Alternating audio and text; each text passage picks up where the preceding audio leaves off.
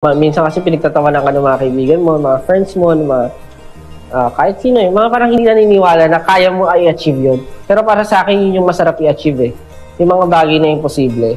Yung mga bagay na parang kinuwento mo sa ibang tao, pagtatawanan ka, pero para sa akin, yun yung mga goals ko. Well, tumawa na kayo or hindi, or maniwala kayo or hindi, basta sa akin, naabutin ko yung pangarap ko.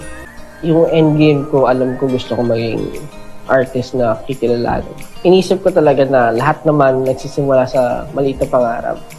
Parang pinipilit ako ng mga tao na maging ganito, maging ganyan, na hindi naman ako yun eh. Kasi naniniwala ako na meron ako sarili kong style, gano'n. Parang hindi nyo ako kailangan ihalin tulad sa kanino man. Sabi nga nila, unique yung voice ko. Hindi na lang sinabing pa. Bad memories yung naalala ko pag trainee day.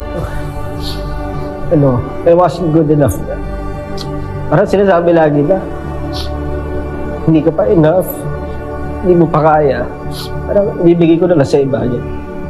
Ilang best nangyari sa akin. So, parang, bakit sila kaya nila, ba't ako hindi ko pa rin kaya? Ba't sa ibang bagay, magaling ka naman, pero dito hindi. Nibigyan ko na lang ng importansya yung mga taong naniniwala sa kaya kong gawin, kaysa sa mga taong kung ano nilang sinasabi.